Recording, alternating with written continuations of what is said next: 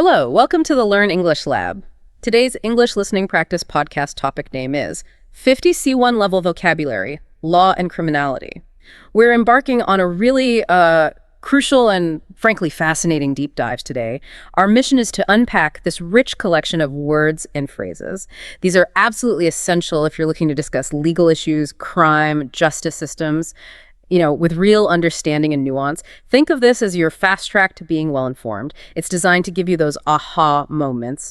We'll peel back the layers, look at surprising facts, subtle differences, and the specific, often heavy context behind these terms. Indeed. And the goal, I think, isn't just listing definitions, right? It's more about helping you grasp the why and the how they're used in, the real world. We'll explore the bigger picture, the implications, and encourage you to think critically, consider different angles. Think about the role these words really play in legal talk and how we all perceive these issues. Because, knowledge is most valuable when it's understood and applied. Yeah. And these words, they're vital tools for that application. Definitely. So whether you're maybe prepping for a meeting or perhaps trying to catch up on this field, or maybe you're just really curious about the language of justice, this deep dive is basically custom tailored for you.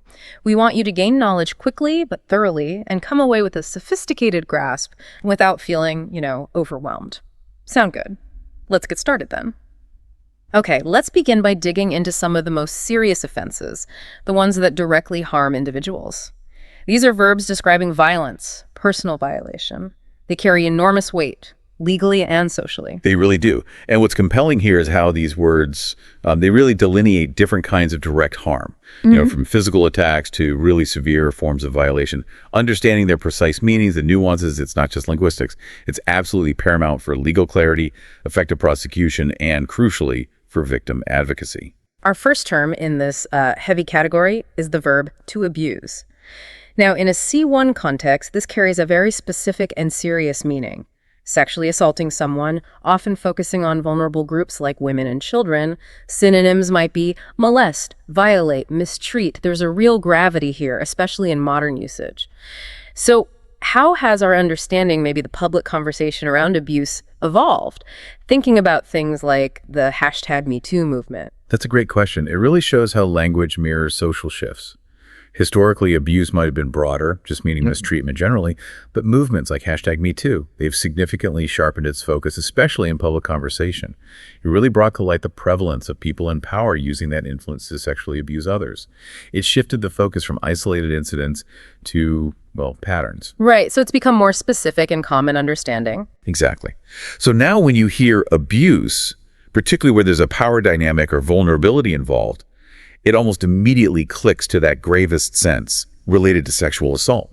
We see this when social services step in to protect a child from, say, abuse by a guardian. It underscores the legal and moral duty to protect the vulnerable.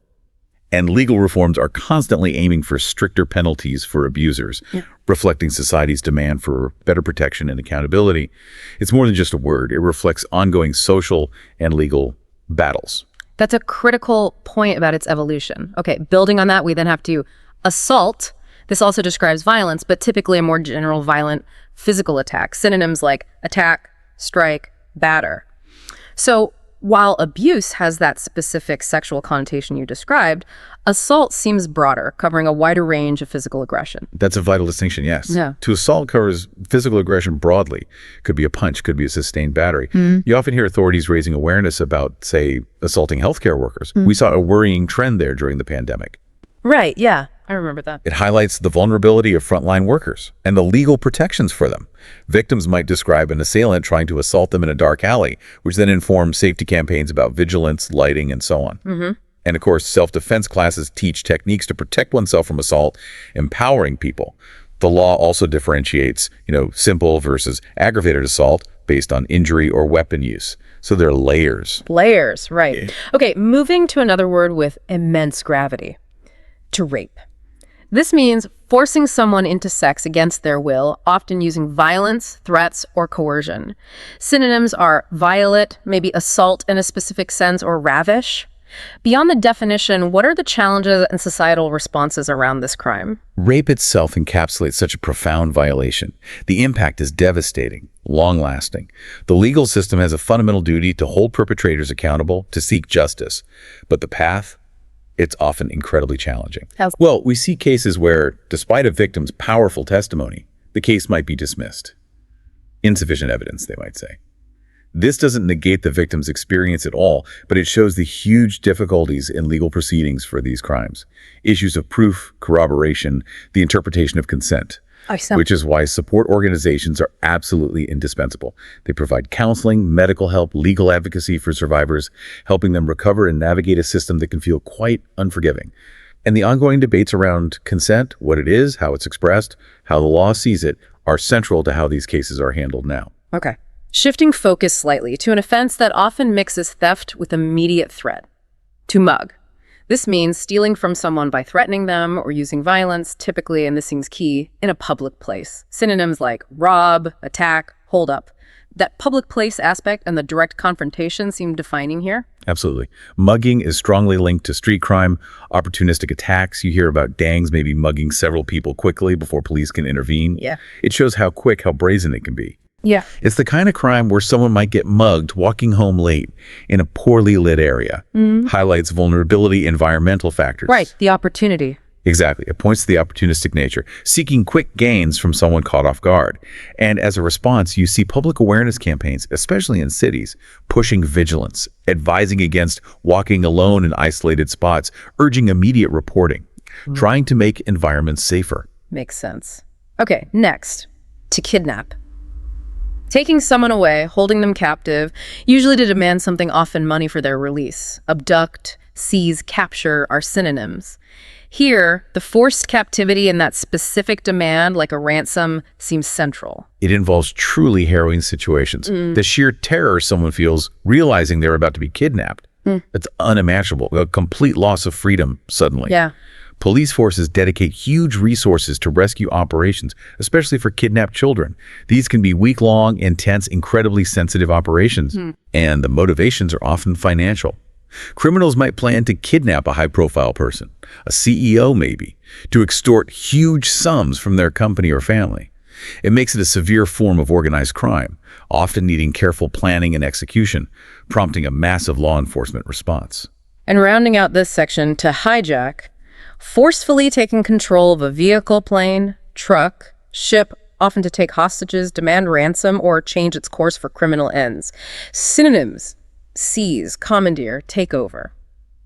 Similar to kidnap, but the key is the vehicle. That's the crucial distinction, yes.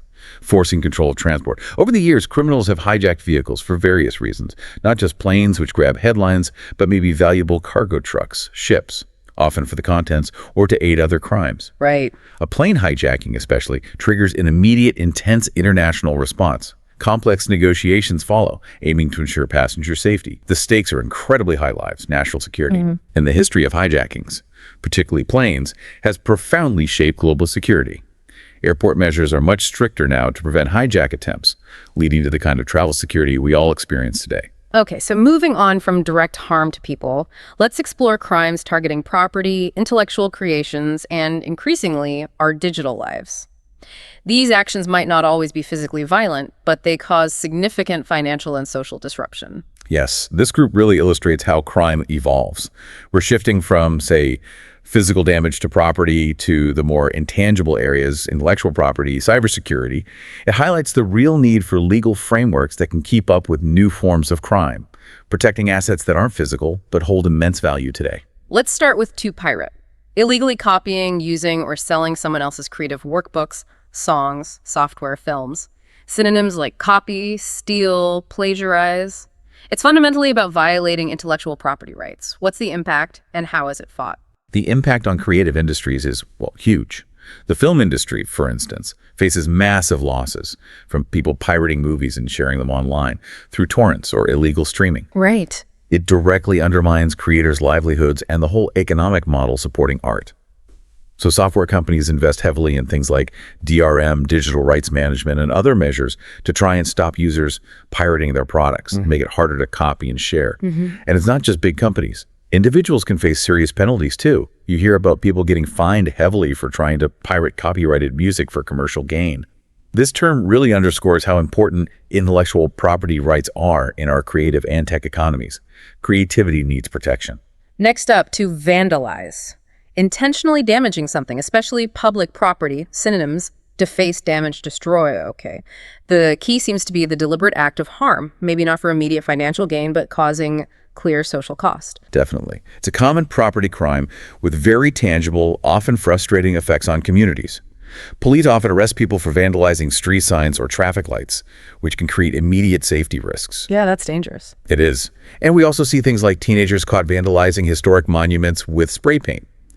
That causes damage to cultural heritage, sometimes irreversible and very costly to fix. Right. Beyond the cost, vandalism can make a place feel neglected, unsafe. So often, community groups work together to repair damage in parks or public spaces. It highlights the collective effort needed to maintain shared resources and deter these acts through enforcement, but also community pride. A more severe form of property destruction, arson, the noun for the criminal act of setting something on fire, usually a building, distinct from accidental fires. Yeah. Synonyms, fire setting, incendiarism. What are the complexities in investigating arson and the motivations behind it? Arson is extremely serious. It can lead to severe penalties, long prison sentences because of the potential for massive property loss, environmental damage, and of course, danger to life. Investigating it has unique forensic challenges. It's often hard to tell a deliberately set fire from an accident. Requires specialized fire investigators looking at burn patterns, checking for accelerants, things like that. I see. Motivations vary widely. Investigators might find a warehouse fire was arson driven by revenge, maybe a business dispute, or even insurance fraud trying to claim money for a damaged property. Wow. And the impact on a community can be devastating. Imagine an arson attack destroying the local library. It robs people of vital resources, a cherished space, leaves a real scar. Now, for a couple of closely related terms about illegal entry, break-in and breaking and entering both mean illegally entering a building, often using force, usually to steal. Synonyms, burglary, trespass, intrusion, they seem almost interchangeable sometimes. That's a good point. Let's look at them together. While often used similarly in everyday talk, breaking and entering is the more formal legal term. It describes the crime of using force to unlawfully enter.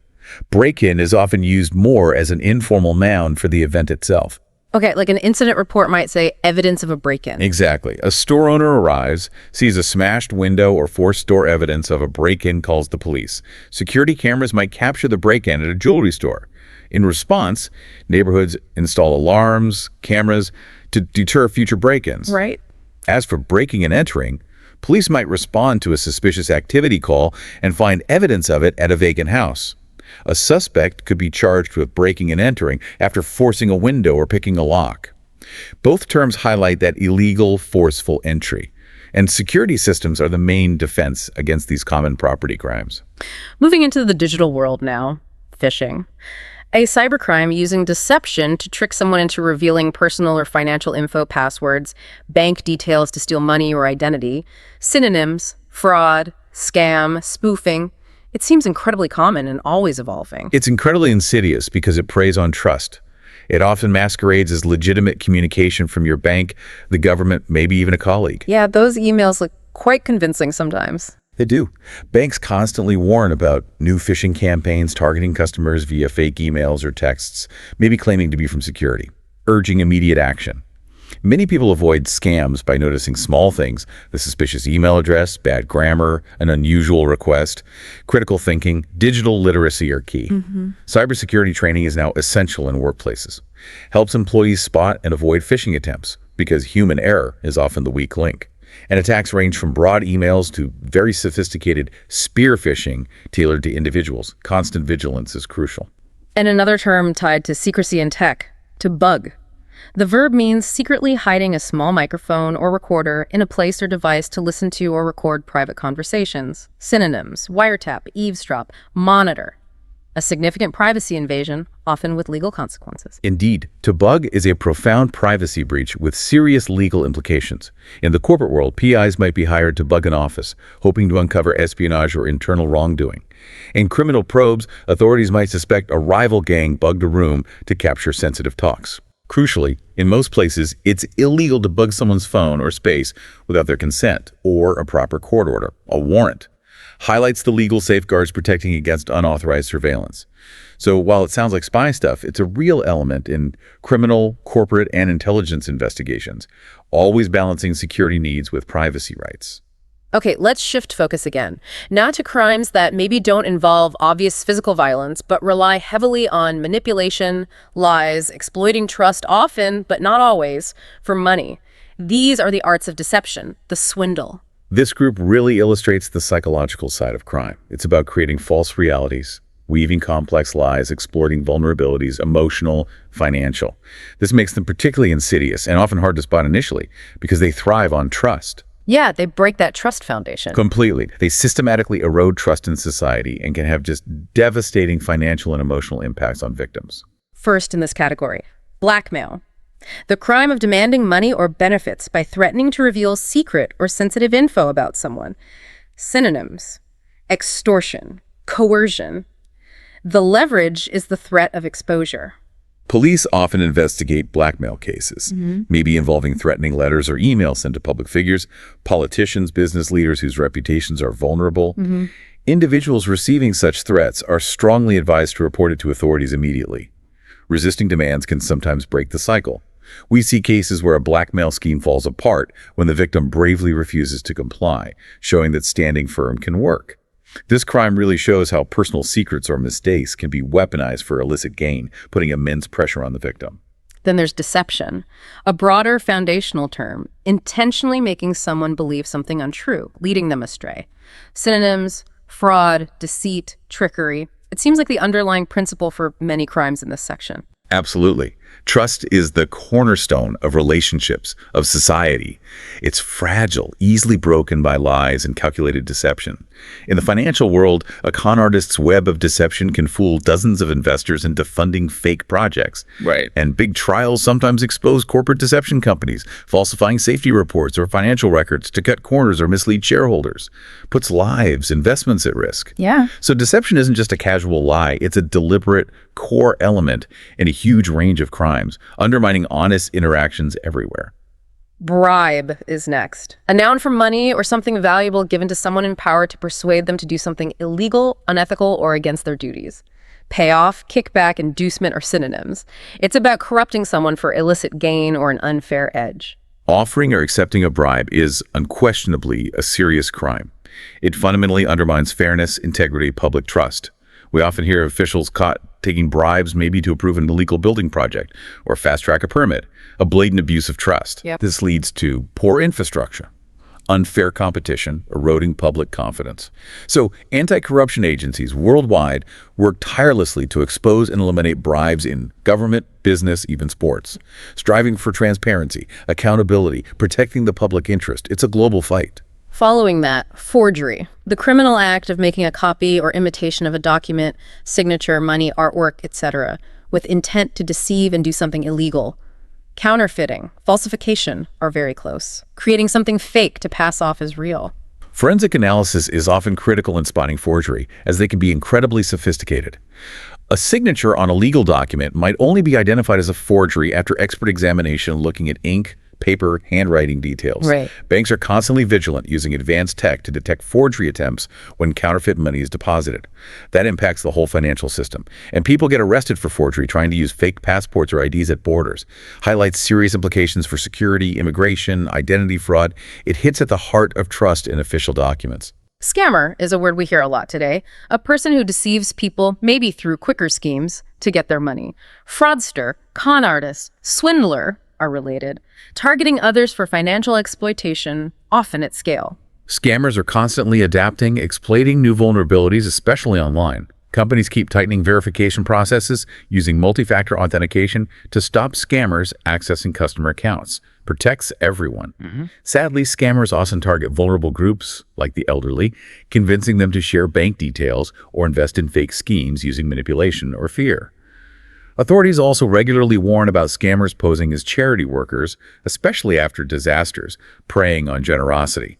Vigilance, skepticism, verifying unsolicited requests, crucial defenses against these tactics designed to bypass critical thought. Very similar, but perhaps implying a more elaborate or professional deception, is swindler. Also a person who deceives or cheats people out of money. Synonyms: cheat, fraudster, trickster. What's the nuance between scammer and swindler? What are the hallmarks of a swindler? That's a good point about nuance. While scammer might suggest a quicker, maybe digital, less personalized trick like mass phishing, a swindler often implies a more elaborate long con type of fraud, meticulously building trust over time. Ah, okay. More of a relationship involved sometimes. Often, yes. Swindlers are frequently master manipulators, creating a false persona, an intricate scheme. For instance, victims of online dating swindlers report huge financial losses. Shows the emotional and monetary toll of these long cons, sometimes lasting months or years. Devastating. It is. A swindler might expertly pose as a financial advisor or business partner to defraud clients of life savings, building rapport before disappearing with the money. The courts take these very seriously, often giving notorious swindlers long prison sentences reflecting the severe impact. It's a crime of sustained psychological manipulation. Okay, let's talk about the people involved. Every crime has perpetrators, often a network with specific roles, from the person doing the act to those helping. This next set of words helps identify these different players in the criminal world, from individuals to organized groups, gives us a fuller picture. Understanding these roles is absolutely key to grasping the structure of criminal enterprises, the dynamics within them. These terms show different levels of involvement, direct action, supporting roles, and even touch on how certain criminal types evolved historically. Looking at these specific roles gives a more nuanced view of the criminal landscape and how different people contribute, by design or circumstance. Let's start with accomplice, someone who actively helps another commit a crime or wrongdoing. Partner, collaborator, accessory, or similar. The focus is on aiding, assisting, maybe not being the main perpetrator. Right. Investigators work hard to find evidence linking people to a crime, establishing their role as an accomplice. A classic example, the accomplice driving the getaway car in a bank robbery, plays a critical part in the success and escape, even if they never went inside. Or someone might be charged as an accomplice for helping a thief escape, maybe providing shelter or lying to police. Shows accountability extends beyond the primary actor. The level of involvement varies, but the intent to help the crime succeed is key legally. A step further into shared planning is conspirator. Someone actively involved in a conspiracy they have agreed with others to commit an unlawful act. Synonyms: plotter, schemer, collaborator. The key difference from accomplice seems to be that prior planning or agreement. That's a vital distinction, because the act of forming a conspiracy can be a crime itself, even if the planned act doesn't happen. Investigations often uncover communications between conspirators, emails, messages discussing illegal activities, planning drug routes, orchestrating fraud. That discussion is evidence of their agreement. I see. Someone might be arrested for planning an attack on government buildings, for example. Shows the premeditated nature. Evidence can reveal a whole network of conspirators working together to smuggle contraband. Shows how organized, how complex these operations can be. The shared intent matters as much as the actions. Next, assassin. Someone who murders an important person, public figure, political target, often for money or specific religious political reasons. Hitman, killer, executioners are close. The target's importance and the specific, often ideological motives seem key here. Exactly. The FBI might launch huge manhunts for notorious assassins responsible for high-profile killings. Reflects the severe societal impact, the destabilizing nature. Historically, assassins were hired or motivated to eliminate political rivals during elections, trying to change outcomes, shift power. History books are full of descriptions of assassins operating secretly, using calculated precision. Highlights the covert, often professional nature of their deadly work. These usually aren't crimes of passion. They're meticulously planned acts aiming for a specific, often far-reaching goal beyond just taking a life. Moving to a more historical image, evoking the Wild West. Bandit, a robber among travelers, often in a group. Outlaw, brigand, highwayman, old-school synonyms, makes you think of dusty roads, ambushes, lawlessness. The historical context is vivid, isn't it? Bandit gangs were notorious for daring heists, stagecoaches, trains, wealthy travelers in remote areas.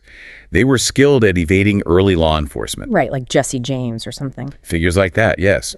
They sometimes became legendary, romanticized in folklore despite the violence. Travelers were regularly warned about bandits on remote mountain passes or isolated roads. Ambushes were common, very dangerous.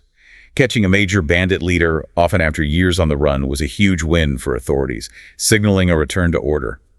This term gives a fascinating glimpse into a specific era of crime and the challenges of policing vast territories. Then there's gangster, Simply a member of a criminal group, often implying organized crime. Mobster, thug, criminal are often used similarly. It suggests a more organized, intimidating, maybe hierarchical structure. Gangsters are known for using intimidation, violence to control territory, enforce rules within their group and against rivals. The 1920s U.S., for example, saw a huge rise in gangster activity, fueled by prohibition. Banning alcohol created a massive black market that syndicates exploited. Figures like Al Capone became iconic. Today, police focus on dismantling sophisticated gangster syndicates involved in drug trafficking, human smuggling, extortion. Shows the ongoing challenge they pose and how these groups adapt. A very different type of offender, defined by age. Juvenile delinquent, a young person who commits a crime. Young offender, minor criminal delinquent are other terms. The age factor is key, separating them from adults. Yes, the focus on juvenile is crucial because the justice system treats young offenders differently. Societal factors, poverty, lack of guidance, exposure to violence, poor education are often significant contributors to juvenile delinquency. Highlights complex social issues. Right, so the response is different. Often, yes. Instead of adult prisons, juvenile delinquents might go to rehabilitation centers. These prioritize education, counseling, therapy over just punishment, aiming to redirect them. And programs aimed at preventing juvenile delinquency focus on early intervention, mentorship, providing positive alternatives through community support, trying to steer kids away before patterns set in. Switching gears to those hired for crime. Goon, a criminal hired specifically to harm or threaten people, often as an enforcer. Thug, enforcer, henchman are similar. They're the muscle for a boss carrying out orders. A goon often acts as the muscle, yeah. Lurking in shadows, waiting for orders, suggests a lack of personal agency, just following directions. Crime bosses often employ teams of goons to intimidate rivals and force control through fear or maybe collect debts. A victim might tragically be attacked by a goon hired to settle a business dispute or send a warning. Underscores the instrumental use of violence. Their role is enforcing someone else's will through force, instilling fear. A much more severe, often political form of violence comes from a death squad. A group of armed people illegally killing opponents. Political supporters, activists, perceived criminals often outside or with tacit state approval. Vigilante group, hit squad, execution team are descriptions. Carries profound political and human rights implications. Reports of suspected death squads targeting journalists, activists, or dissidents invariably lead to international pressure, widespread condemnation. Raises grave human rights concerns globally. These squads often operate with extreme secrecy, trying meticulously to leave no evidence, making accountability incredibly difficult. Human rights organizations consistently condemn governments alleged to support such squads. It's a profound betrayal of justice, due process, democracy, impacts global stability, trust, and governance. It's associated with some very dark chapters in modern history and ongoing conflicts. Close to goon, but maybe with more loyalty to a leader. Henchman. Someone faithfully supporting a person in power, usually a criminal boss, and willing to do illegal or violent things for them, often without question. Lackey, accomplice, enforcer are synonyms. Police investigations often uncover networks of henchmen involved in various illegal activities, smuggling, extortion, violence, all for a notorious leader. A henchman typically carries out orders without question, regardless of consequences. Shows high loyalty, maybe fear, maybe both. Right. Authorities regularly arrest henchmen for their roles in criminal organizations. Holding them accountable is often key to dismantling larger networks. Their dedication can make them dangerous and hard to turn against their boss. Then there's hired gun. Paid to do something violent or immoral, especially killing someone or protecting a powerful person through force. Mercenary, hitman, enforcer, fit. The paid for specific tasks aspect seems critical, professional, not ideological. The hired gun operates on a clear transaction. Service for payment, often lethal service. A hired gun might be paid a lot to eliminate a rival gang member, clear contract killing. Removes obstacles, sends a message. In high-risk situations, a politician or CEO might employ a hired gun for protection during a campaign or corporate dispute. Highlights the dangers involved. Documentaries often explore the perilous lives of hired guns in organized crime. Insights into motivations, risks, the dark world they inhabit, often a life of violence and isolation. Very similar, often interchangeable, gun for hire. Does immoral or violent things specifically for money. Mercenary, assassin, hitman are synonyms.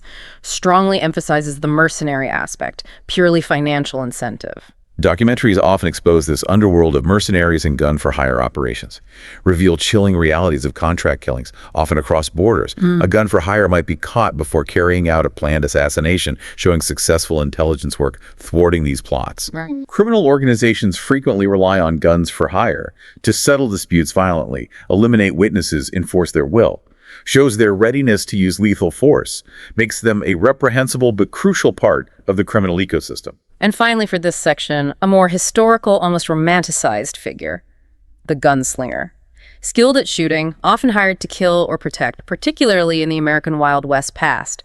Gunman, sharpshooter, outlaw capture the essence. Tell us more about this iconic figure. The gunslinger is indeed iconic, deeply embedded in Wild West mythology.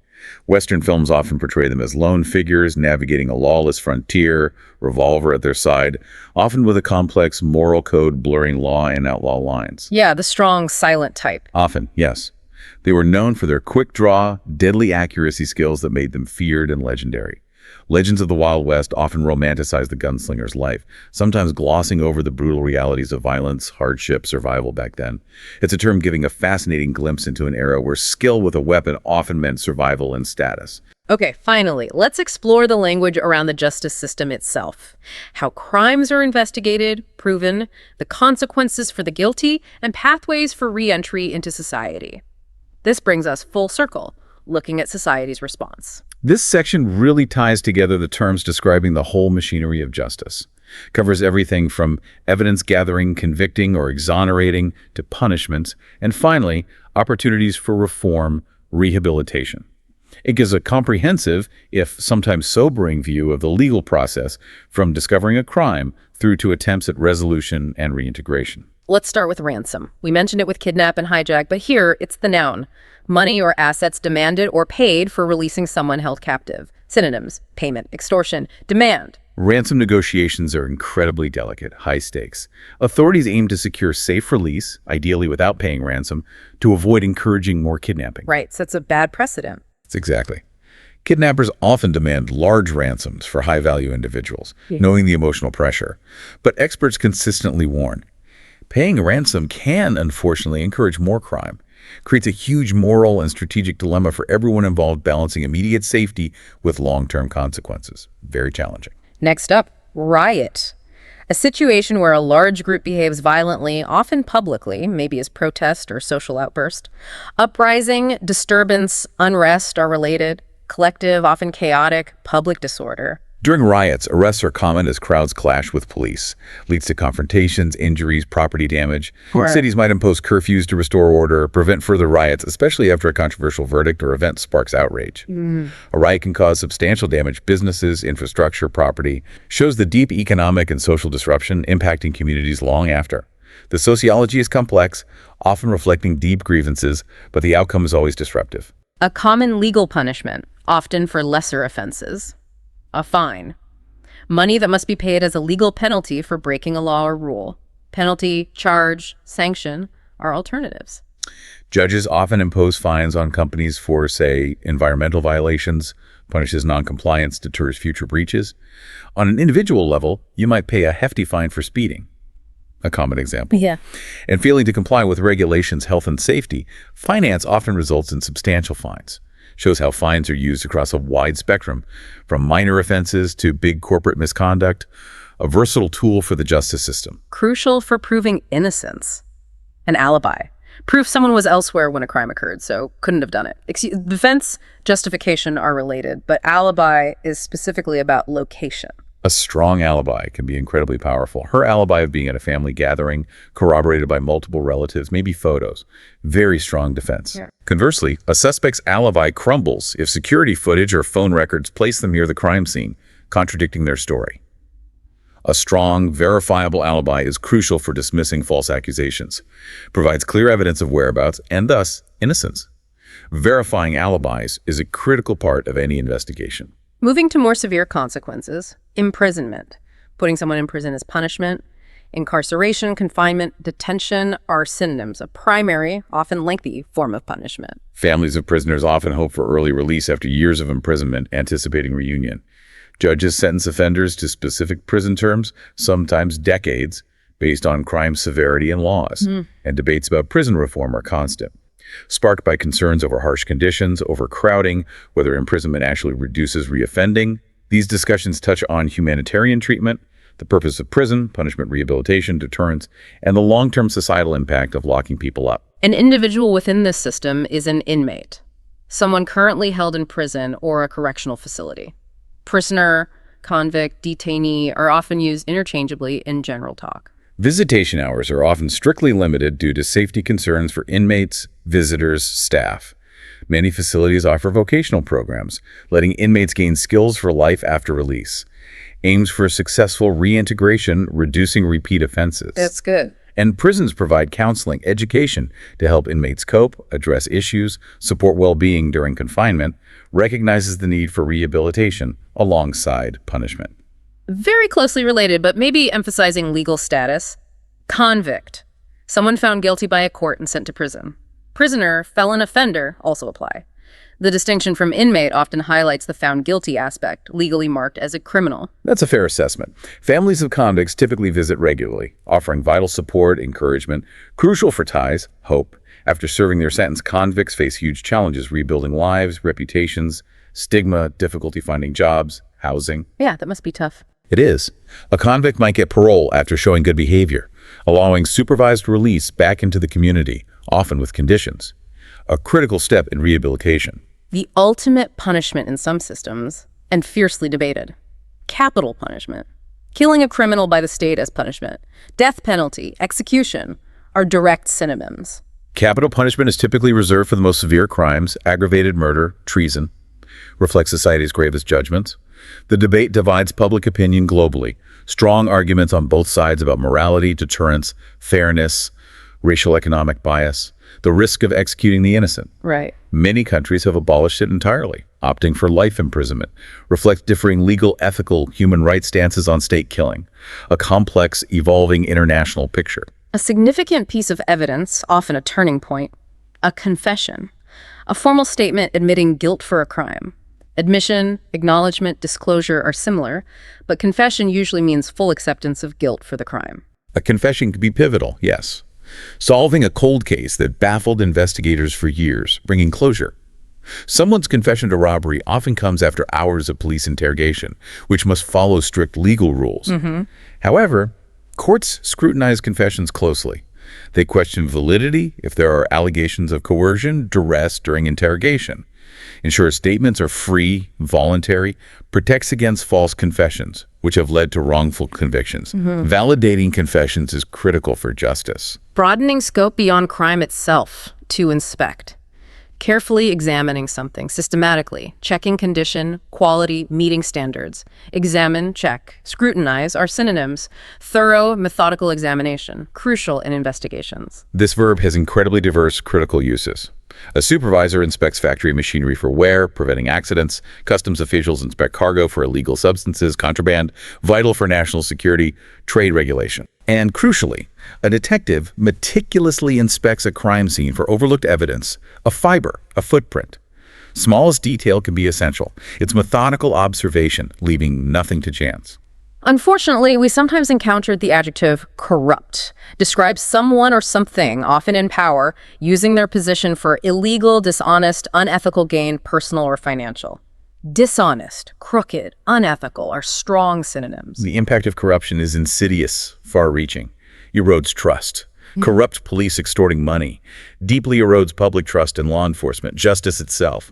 A corrupt official exposed for taking bribes for contracts. Leads to unfair competition, misused public funds, poor services. So efforts to combat corrupt practices in government business gain huge public support worldwide. People demand integrity, transparency, accountability. Corruption undermines democracy development. Directly related to capital punishment is execution. The noun for the act of punishing by death, the physical process of carrying out a death sentence. Capital punishment, killing, death penalty are synonyms. It's the physical act itself. The execution of political prisoners, for example, draws widespread international condemnation from human rights groups, raises global concerns about due process, oppression, rights standards.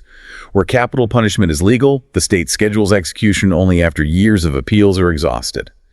Highlights the lengthy, complex legal process meant to minimize error.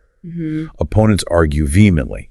It violates basic rights, is irreversible if someone's innocent, isn't a better deterrent than life imprisonment. Continues a deep ethical legal debate. When police need swift, forceful action, they might raid a location. The verb means authorities unexpectedly visit, often using force, to arrest suspects, find illegal goods, seize evidence. Storm, search, bust are common synonyms. The SWAT team might raid the home of a known violent criminal. High risk, needs special tactics. Authorities might raid a warehouse based on intel, finding illegal weapons, drugs, prevents them hitting the streets. These surprise raids often lead to swift arrests of gang members, disrupting networks, enhancing safety. A raid is strategic, high impact, needing careful planning and legal backing, usually a warrant. One of the most iconic, reliable forensic tools, a fingerprint. The mark from the unique line pattern on a fingertip, distinct to each person, used to identify criminals. Print, mark, impression are other terms. Fingerprint evidence has countless times played a crucial role in convictions, like for murder. Provides undeniable links to the scene, victim. Police meticulously collect fingerprints from scenes, dusting surfaces, lifting latent prints, cross-referencing databases, and advances in fingerprint tech digital scanning. Automated ID systems have greatly improved accuracy, speed. Makes this unique identifier even more powerful, indispensable for justice, solidified its place in forensics. Linking directly to that, forensic as an adjective, related to using scientific techniques to learn about a crime, establish facts, present evidence in court. Scientific, investigative, analytical are synonyms, applying science to legal problems. Detectives increasingly rely on a wide range of forensic evidence, moving beyond eyewitness accounts, which can be unreliable. Forensic experts analyze DNA from blood, hair, skin with incredible accuracy, revolutionized investigations. Yeah, DNA is huge. It is. A forensic report can confirm gunshot residue, analyze ballistics, determine time of death, powerful physical evidence, secures convictions, or just as vital, exonerates the innocent. The field is always expanding, integrating new science for justice. For those not imprisoned immediately, probation is an alternative. A supervised period outside prison granted to a criminal, provided they follow conditions, don't break laws. Parole, supervision, conditional release are similar concepts, different legal frameworks. Courts often order community service, counseling, regular check-ins as part of probation, especially for young offenders. Integrates restorative, supervisory elements. Successfully completing probation without violations shows rehabilitation, commitment to law, often leads to a cleaner record. But violating terms, failing a drug test, missing appointments, committing another crime can mean immediate reincarceration. Underscores the seriousness, need for compliance, offers a second chance with oversight for public safety. Every interaction with the law, especially a conviction, can create a record. The noun for official info stored digitally or physically showing someone committed a crime, detailing offenses. File, history, rap sheet are common alternatives, especially informally. The official documentation. People often worry even a minor offense from years ago will stay on their permanent record. Has lasting implications for jobs, housing, travel. Police routinely check a suspect's criminal record during investigations, assessing history, risks. Conversely, a clean record, or getting past offenses expunged, significantly improves chances for employment, housing, education. Highlights the long-term impact and the importance of a fair chance at reintegration. And finally for today, a verb about identification, often implying disclosure or even betrayal. To finger. Identifying or pointing someone out as responsible for a crime or wrongdoing, often to authorities. Synonyms: inform on, snitch, betray. Highlights the act of identification, often with big consequences. An informant, maybe seeking immunity, might be willing to finger a drug lord to authorities. Reveals crucial info. Could dismantle an enterprise. Conversely, someone might refuse to finger accomplices, even under intense questioning. Loyalty, fear of retribution, criminal code. Right. Or more simply, a witness might finger a suspect in a lineup, leading directly to an arrest. This term highlights identification's critical role in investigations, often fraught with complex motives, moral dilemmas, real dangers for those who disclose info. And that brings us to the end of this, truly comprehensive deep dive into 50 C1 level vocabulary, law and criminality. We've covered so much from violent acts, digital fraud, to the roles in criminal networks, and finally the justice system's processes and consequences. We really hope this exploration hasn't just expanded your vocabulary, but also deepened your understanding of the precise, nuanced language needed for these weighty topics. Mastering these terms is absolutely key for more informed, insightful discussions, and for a richer understanding of legal, social, even political narratives shaping our world. Yeah, and the language of law and crime isn't static, is it? It's constantly evolving, reflects societal changes, tech advances, new challenges. Having this advanced vocabulary helps you grasp those nuances, articulate your thoughts better, and speak with real authority on these complex subjects. Which leaves us with, I think, an important question to ponder. As technology races ahead and societal norms shift, how will the very definitions of crime and justice keep evolving? And, maybe most fascinatingly, what new words will we need to describe these emerging forms of crime and the innovative legal responses? Something to think about. Definitely something to think about. Thank you for joining us on this enlightening deep dive. If you found this discussion valuable and insightful, please do make sure to like, share, and subscribe to this YouTube channel to continue your learning journey with us.